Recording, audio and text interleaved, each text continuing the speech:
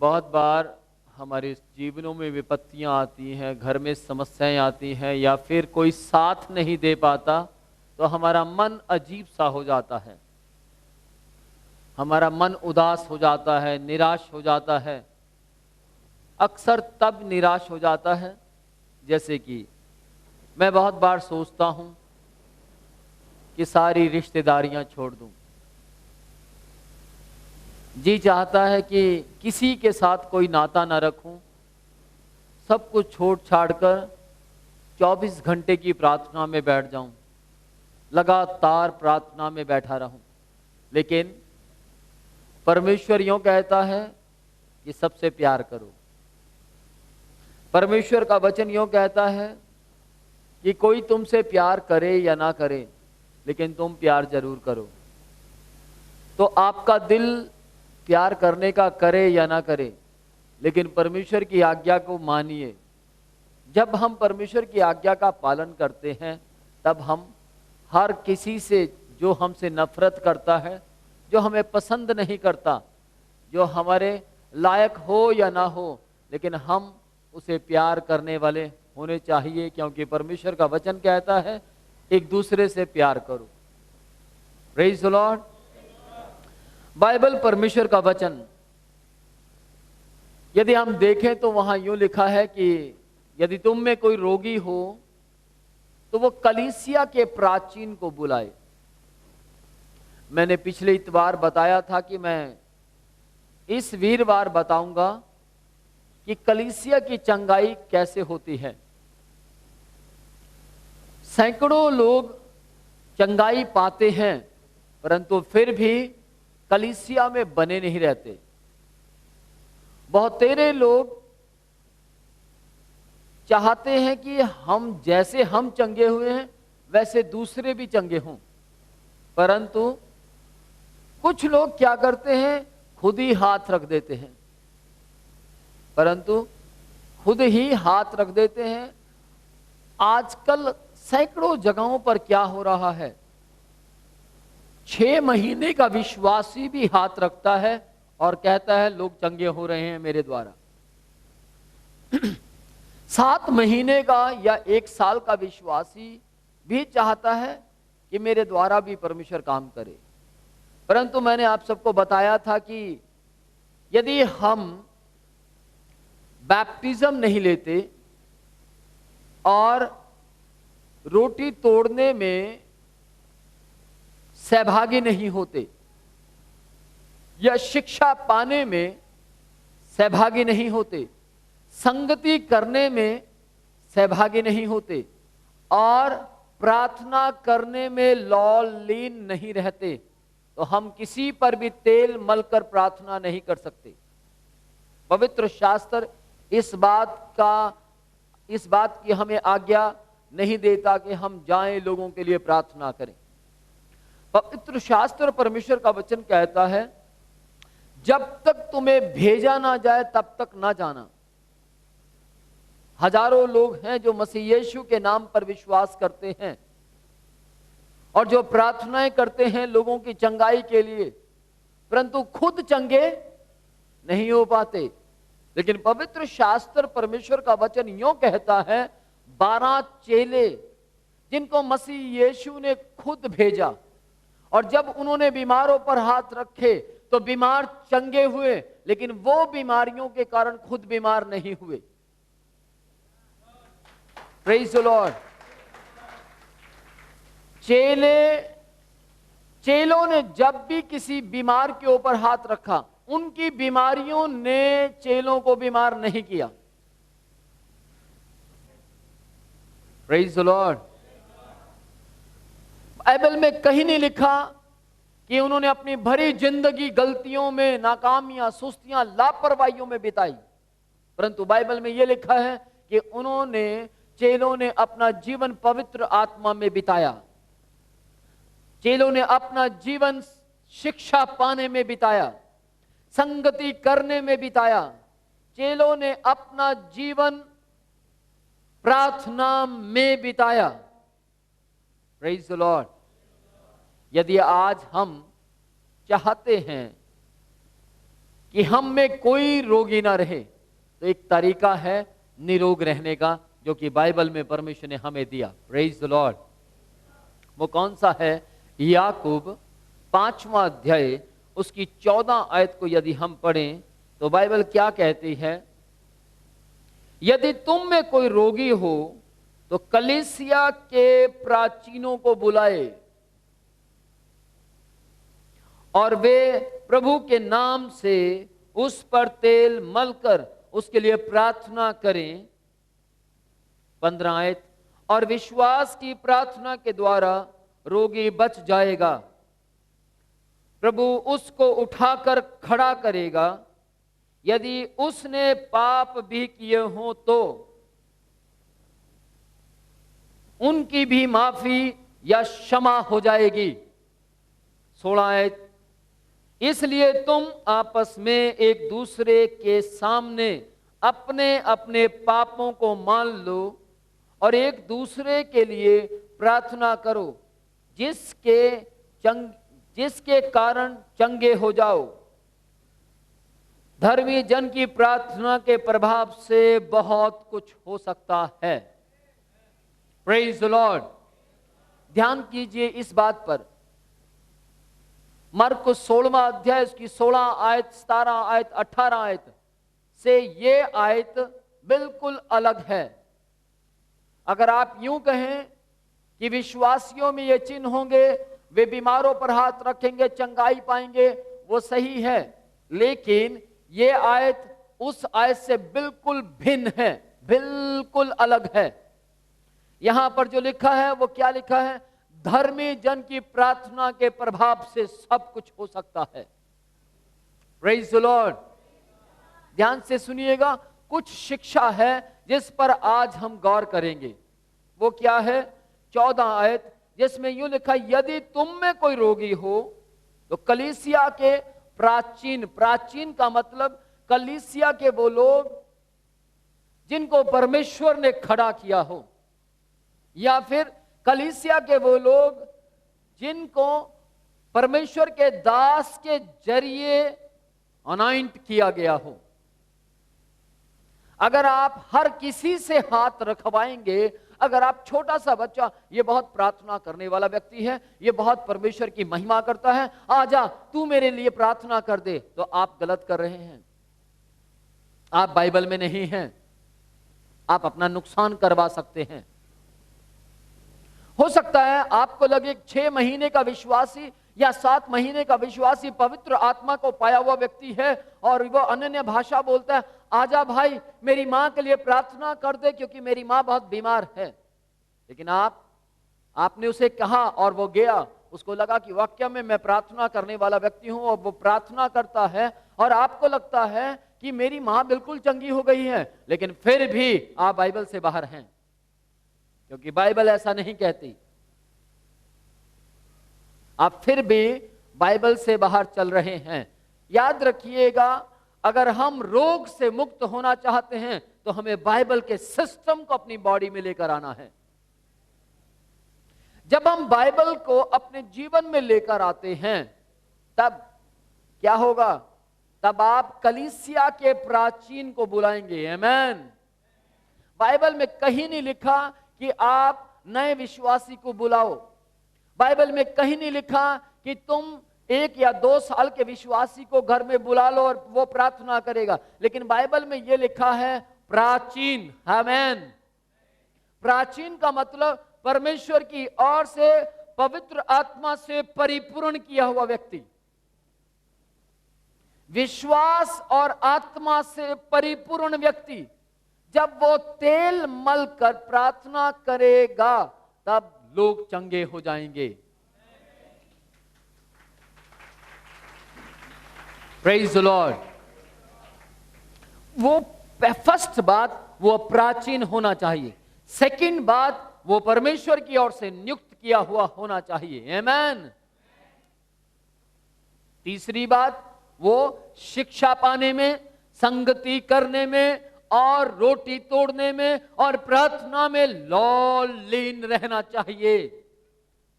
यदि ये चारों काम वो व्यक्ति करता है तो मैं आपको बताना चाहता हूं वो खुद भी निरोग रहेगा और बहुतों को निरोग करने की सामर्थ्य रखेगा। ध्यान से सुनिएगा, अगर एक व्यक्ति परेशान है, दुख में है, तकलीफ में है और वो किसी व्यक्ति के पास मदद मांगने जाता है, लेकिन उसको पता लगता है ये खुद परेशान है, तो आपकी परेशानी कैसे खत्म करेगा? आप बाइबल में परमेश्वर का दास एलिया को देखिए, वो परेशान नहीं था, बल्कि वो परमेश्वर की सामर्थ को लेकर बहुतों तक पहुंचा। जो परेशान थे वो आनंद में आ गए। बीमार कौन सा व्यक्ति होता है? ध्यान से सुनिएगा, अभिलाषा गर्भवती होती है और पाप को जन्म, और पाप के द्वारा मौत आती है। याद रखिएगा, पाप बीमारी भी लेकर आता है। पिछले समय में एक बहन का मुझे फोन आता है और मुझे कहती है कि मेरी ब्रेस्ट में गांठें हो गई हैं, मेरे लिए प्रार्थना कीजिए। और मैंने उनसे बोला कोई बात नहीं, मैं आपके लिए प्रार्थना करूंगा। 1 मिनट सुनिए जरा, मैं लंबे समय से पाप में जीवन जी रही हूं। मुझे ऐसा लगता है पाप में जीवन जीने के कारण मैं रोगी हो गई हूं, आप मेरे लिए प्रार्थना कर दीजिए। और बाइबल परमेश्वर का वचन यूं कहता है, यहां पर यदि आप पढ़ें याकूब 5वां अध्याय की 14, 15, 16 आयत को, तो वहां यूं लिखा है, यदि कोई रोगी हो तो प्राचीन को बुलाए और प्राचीन आएंगे और वो तेल मल कर प्रार्थना करेंगे। कैसे? तेल मल कर प्रार्थना करेंगे, और तेल मल कर प्रार्थना करने से रोगी बच जाएगा। यदि उसने पाप भी किए हों तो उनकी भी क्षमा हो जाएगी। इसका मतलब पाप के कारण वो व्यक्ति रोगी हुआ। आज बहुत से लोग सोचते हैं मैं कैसे रोगी हो गया? नहीं नहीं, मैंने कोई गलती नहीं की, मैंने कोई गुनाह नहीं किया, ऐसा हो ही नहीं सकता। कुछ बीमारियां परमेश्वर की महिमा के लिए आती हैं, परंतु कुछ बीमारियां पाप के कारण आती हैं। अब सुनिएगा, वो बहन क्या कहती है कि आप मेरे लिए प्रार्थना कर दीजिए। और उसने दिल से, उसने इस वचन को पढ़ा था, उसने दिल से कहा मैं पापी हूं, मुझ पर दया कीजिए। मैं बचपन से मसीही परिवार से संबंध रखने वाली हूं, परंतु फिर भी गुनाह करती रही, और गुनाह करने के कारण मैं बहुत बड़ी बीमारी में आ बैठी हूं, और आप मेरे लिए प्रार्थना कीजिए। उसके लिए मैंने प्रार्थना की, और प्रार्थना से पहले उसके पापों के तौबा पश्चाताप करवाया, और उसने दिल से पाप को मान लिया। और वो बहन क्या बोलती है, जिस वक्त मैं अपने पाप मान रही थी और आप लगातार कन्फेस मुझे करवा रहे थे, मेरी गांठें गायब हो रही थी। आज उसकी ब्रेस्ट में गांठें नहीं हैं। मेरी बात समझ रहे हैं? ध्यान से सुनिएगा।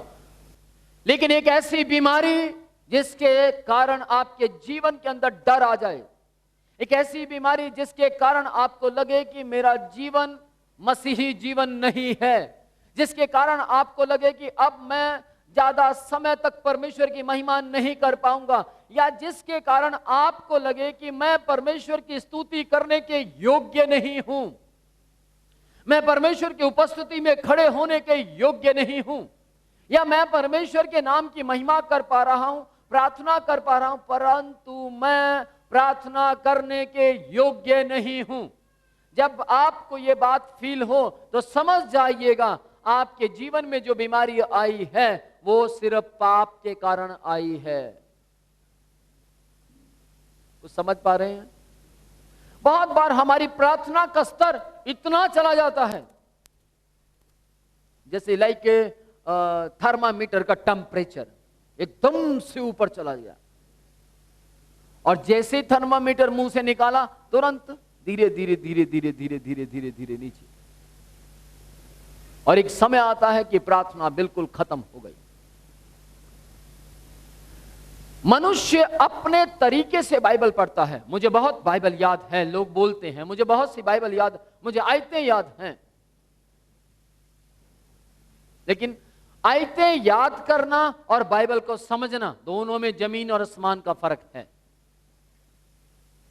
प्रार्थना करना और प्रार्थना में परमेश्वर की सामर्थ को महसूस करना, दोनों में जमीन और आसमान का फर्क है।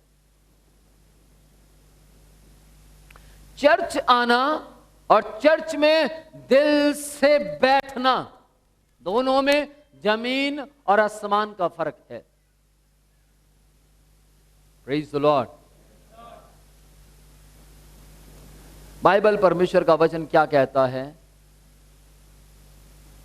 यदि तुम में कोई रोगी हो तो प्राचीन को बुलाए, और प्राचीन अगर नहीं आ पाता तो प्राचीन जिसको भेजेगा वो प्राचीन है। आजकल क्या चल रहा है? ओ, इसके हाथ में बाइबल है, लो आप कर दो प्रार्थना। ओ, ये प्रार्थना बहुत करता है, ये तो बहुत आत्मिक व्यक्ति है, और कोई मुझे मिला नहीं वहां पर सिर पर हाथ रखवाने वाला, मैंने इसी को बोल दिया चल तू हाथ रख दे। ना तो नॉलेज उसको है जिसने हाथ रखा, और ना नॉलेज उसको है जिसने हाथ रखवाया। बाइबल क्या कहती है? यदि तुम सिर पर हाथ रखवाओ तो ऐसे व्यक्ति से हाथ रखवाओ जिसके सिर पर परमेश्वर का हाथ रहता हो।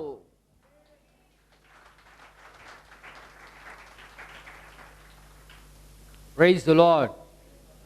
हजारों लोग कहते हैं सर मैं चंगा नहीं हुआ, सर मैं छुटकारा नहीं प्राप्त कर पा रहा, सर मेरे जीवन में आशीषें बढ़ नहीं रही, सर मैं आजाद नहीं हो पा रहा, सर मैं अपनी जिंदगी के अंदर सुख और चैन प्राप्त नहीं कर पा रहा हूं।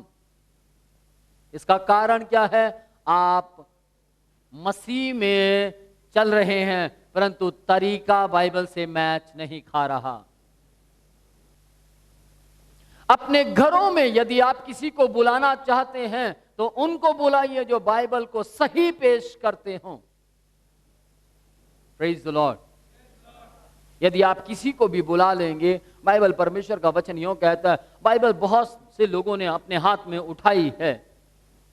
बहुत से लोग अपने हाथ में बाइबल उठाते हैं और झूठ बोलते हैं। बहुत से लोग अपने हाथों में बाइबल उठाते हैं और गालियों का जीवन जीते हैं। बहुत से लोग अपने हाथ में बाइबल उठाते हैं और उनके कारण कलीसिया में बिखेड़ा खड़ा हो जाता है। बहुत से लोग अपने हाथ में बाइबल उठाते हैं परंतु उनका जीवन नमूना नहीं है। बहुत से लोग अपने हाथ में बाइबल उठाते हैं परंतु बहुत से लोगों को स्वर्ग में जाने से रोक रहे हैं। तो आप कैसे कह सकते हैं कि वो लोग आपके जीवन को ब्लेस्ड करेंगे? मेरी बात को समझने की कोशिश कीजिएगा। यदि आप अपने घर में किसी को भी बुलाते हैं तो यह ना सोचे कि वो आत्मिक है और इसे अपने घर में बुला लीजिए और हम अपने घर में बुलाएंगे हम ब्लेस्ड हो जाएंगे। आपको क्या मालूम उसका जीवन किसके साथ है?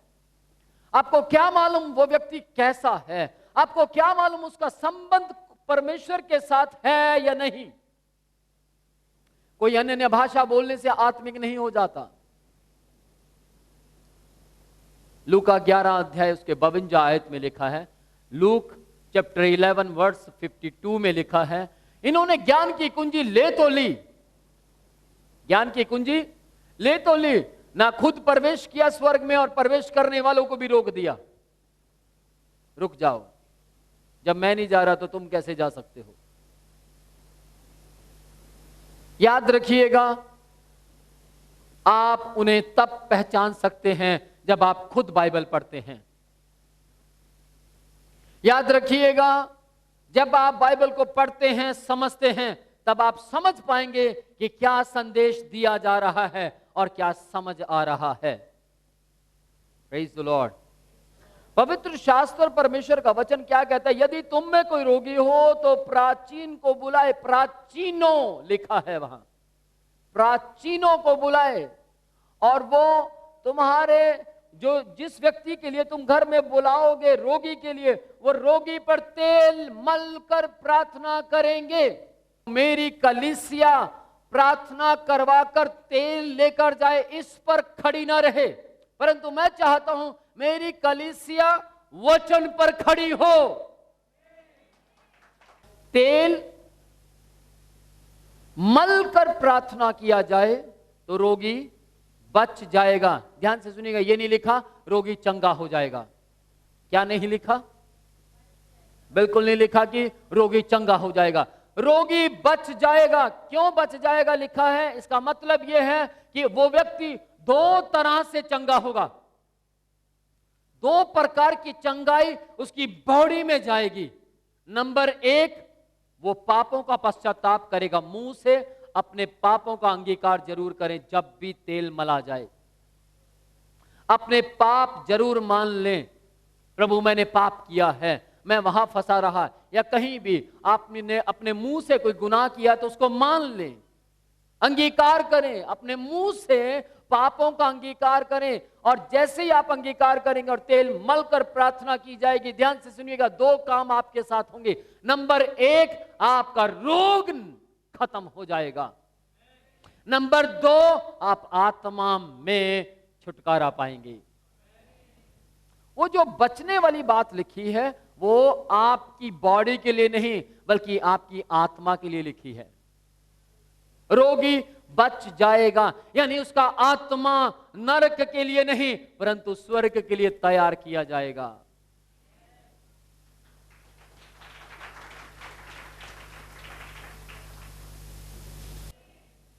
आमीन। अपने जीवन को परमेश्वर के साथ जोड़ लीजिए। क्या कीजिए? जोड़िए। मैं आज परमेश्वर से प्रार्थना कर रहा था, प्रभु और ज्यादा जुड़े रहने के लिए मैं क्या करूं? तब परमेश्वर ने मुझे बोला, और ज्यादा मेरे साथ समय व्यतीत कर। जिस व्यक्ति के साथ आप ज्यादा समय व्यतीत करते हैं, अगर आप थोड़ा भी अलग होंगे तो उसके बिना रह नहीं पाएंगे। हाँ या ना? तो मैं मसीह के साथ ज्यादा समय व्यतीत करता हूं और मैं उसके बिना रह नहीं सकता।